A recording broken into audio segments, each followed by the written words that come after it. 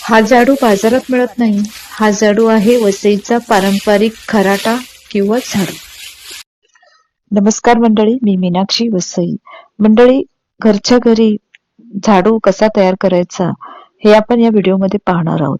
चला आपण व्हिडिओला सुरुवात करूया.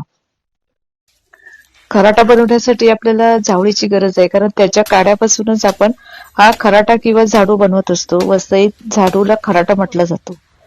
ही आता आपण झावळी बघा, ही अशी काढली आहे. आता आपण सुरुवात करूया.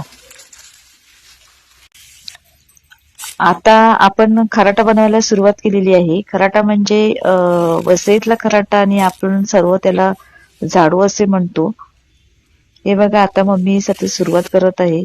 त्याच्यासाठी ती जावळीच्या ती एक एक काडी अशी घेत आहे. पहिले सुरीने ते संपूर्ण म्हणजे जे पात्या आहेत ते अशा सुरीने अशा म्हणजे त्याच्यामधलं ते खालचे पात्या आहेत ते मोकळ्या करायच्या आणि फक्त त्याला ते ठेवायच्या, काड्या त्याच्या काशा काढून घ्यायच्या आणि पात्या ठेवायच्या. म्हणजे आपल्याला पात्या पाहिजे नाहीत, आपल्याला फक्त काड्या पाहिजेत. त्याच्यामुळे ते असं करून ती संपूर्ण आता मम्मी आता संपूर्ण झावळी म्हणजे ती तिचं काम करत आहे आणि ते सर्व ते काड्या ती काढते आणि त्या पात्या फक्त तिकडे ठेवते. म्हणजे आपल्याला काड्याचा झाडू करायचंय किंवा खराटा करायचंय. आता मी तुम्हाला सांगणार आहे की वसईमध्ये या खराटाचे किती महत्व आहे. खराटा हा खूप वसईमध्ये महत्वाचा मानला जातो. याला खूप महत्व आहे, कारण हा खराटा आता वसईमध्ये पाहिलं तर प्रत्येकाचं घर हे खूप मोठं मोठं असते आणि आजूबाजूला जागा खूप असते. त्याच्यामुळे आजूबाजूला तरी ह्या खराट्याचा वापर हा वसईमध्ये केलाच जातो. कारण त्यांना आजूबाजूला परिसर हा खूप मोठा असल्यामुळे कचरा देखील खूप पडलेला असतो. त्यामुळे ह्या खराट्याचा वापर हा प्रत्येक ठिकाणी होत असतो. आता तुम्ही कुठे पण वसईमध्ये आले का तुम्हाला पाहायला मिळेल की प्रत्येकाच्या घरी किंवा अंगणामध्ये खराटा हा असतोच आणि या खराट्याचा व्यवसाय देखील केला जातो.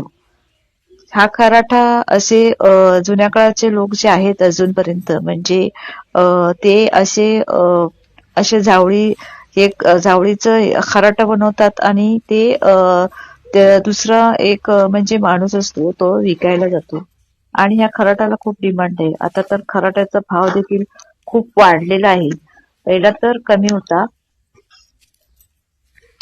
आता त्याचा भाव खूप झालेला आहे. त्या खराट्याचा खूप छोटा व्यवसाय म्हणजे असे देखील इकडे महिला वसईमध्ये करत असतात. त्याच्यामुळे त्यांना देखील घरी बसल्या एक व्यवसाय मिळतो. कधी या माणसाचा वेळ भरत नाही, त्याच्यामुळे देखील ते घरच्या घरी असा खराटा करतात. म्हणजे खराटा हा इकडे वसईमध्ये विकत आणला जात नाही. पूर्वीच्या काळी असं रिकामा वेळ भरत नव्हता, त्यामुळे बायका अशा घरी काही ना काही काम करत होत्या. आता त्यामुळे त्यांचा व्यवसाय देखील होत होता. तसाच हा पण झाडूचा प्रकार पण तसाच आहे. म्हणजे काही काम नसताना ते असे जावळी घ्यायचे आणि मग त्या काड्याने अशा खराटा किंवा झाडू करायचे आणि मग ते विकायचे. त्याच्यातून त्यांना काही पैसे मिळायचे आणि ते आपले घर चालवायचे. ते काही महिला आज देखील हा व्यवसाय करत आहेत. या खराट्यावरून मला माझी आठवण झाली, ती म्हणजे वसईमध्ये अशी पद्धत आहे की नवीन लग्न झाल्यानंतर ती नवरीच्या हातामध्ये पहिलं म्हणजे खराटा दिला जात होता आणि तो खराटा घेऊन नवरीला म्हणजे आजूबाजूचा परिसर हा झाडावा लागत होता. इतकं या वसईमध्ये खराट्याला महत्व दिलं जाते आणि आज देखील ती प्रथा चालू आहे. आज देखील कोणत्या नवीन नवरीची समजा लग्न झालं असेल तर तिला तो सगळ्यात पहिलं उठून खराटा हातात घ्यावा लागतो आणि मग आजूबाजूचा परिसर हा स्वच्छ करावा लागतो. माझं देखील लग्न झालं होतं तेव्हा माझी देखील परिस्थिती तशीच होती आणि मी देखील खराटा घेऊन माझ्या आजूबाजूचा जो परिसर आहे तो साफ केला होता.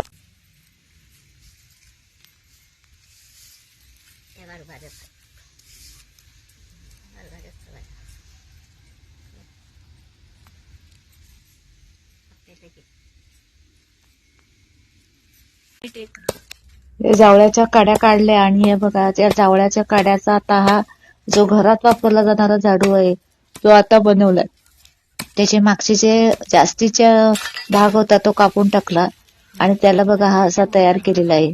हा पूर्वीच्या काळी घरात झाडायला घेणारा झाडू आहे, असा वापरला जात होता पूर्वीच्या काळामध्ये.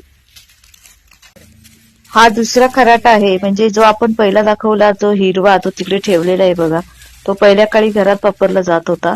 आणि हा दुसरा जो आहे तो हा हिरवाच होता, परंतु तो ते काडे जे ठेवल्यानंतर बराच काळ काडे ठेवल्यानंतर ते असे काडे सुकतात आणि तो आपला जो खराटा आजूबाजूच्या परिसरासाठी वापरला जात होता तो तसा मग तो खराटा तयार होतो.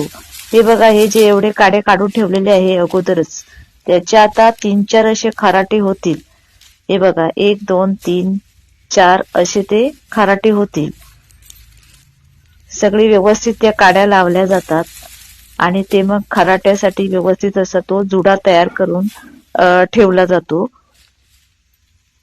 ही अशी सगळी तयारी करायला लागते. हे बघा, हे सगळे जावळ्याच्या काड्या अगोदर काढलेल्या आहेत. आणि आता खराटा शेवटचा ते खराटा म्हणजे ते काडे सगळे एकजूट केल्यानंतर एक एक असा आपल्याला जेवढा खराटा मोठा पाहिजे किंवा छोटा पाहिजे तेवढा आपण त्याचं एक माप केल्यानंतर आता बघा तो सुतळीने असा बांधायचा. असं बांधल्यानंतर त्याच्यामध्ये एक लाकडी असा थोडासा तुकडा टाकायचा असतो, म्हणजे तो खराटा हा कधीही आपल्याला म्हणजे काडी हा मागे पुढे झाल्या पाहिजे नाहीत. त्याच्यामुळे तो लाकडाचा तुकडा टाकल्यानंतर तो खराटा त्याच्यामध्ये फिक्स होतो. आता त्याला सुतळ बांधली म्हणजे सुटला पाहिजे नाही अशी एकदम फिट अशी सुतळ बांधायची. सुतळ बांधल्यानंतर तो बघा असा दगडावर किंवा काहीतरी आपल्याला मिळेल विटीवर असं 2-3 वेळा आपटून घेतला. आपटून घेतल्यानंतर बघा कसा खराटा झालेला आहे. हा बघा कसा सुंदर खराटा दिसतोय. हा बघा, हा खराटा किती लांब आहे. आणि हा खराटा आपण आता तयार केला किती छान झालाय बघा. ज्याची कंबर दुखते त्याला खूपच उपयोगी पडतो, कारण त्याला जास्त वाकावं लागत नाही. आणि हा खराटा हा ज्याची कंबर दुखत नाही, ज्याला कसलाही त्रास नाही, तो आपले अंगण झाडू शकतो. ही बघा माझी मम्मी कशी झाडू मारते. तिला किती सोपं जाते हा खराटा हातात घेताना. आणि संपूर्ण अंगण ही त्याच खराट्याने आता साफ करत आहे. म्हणजे बघा, आजपर्यंत लोक हे खराटाचा वापर करतात. वसईमध्ये ते खूपच प्रसिद्ध आहे. खराट्याशिवाय आम्ही अंगण आमचं झाडू शकत नाही. आम्हाला घरच्या कामाला आणि बाहेरच्या कामाला. खराट्याचं काम म्हणजे संपल्यानंतर अंगण झाडून झाल्यानंतर असा खराटा हा आपल्या बाहेरच्या परिसरामध्ये असा हा टांगवला जातो आणि पाहिजे तेव्हा घेतला जातो. हे आपल्याला प्रत्येकाच्या घरी, वसईमध्ये प्रत्येकाच्या घरी पाहायला मिळेल. तुम्ही तुमच्या घरी कोणता झाडू वापरता आणि त्याला काय म्हणतात हे नक्कीच कमेंट्स करून सांगा. व्हिडिओ आवडला असेल तर लाईक करा, शेअर करा, सबस्क्राईब करा.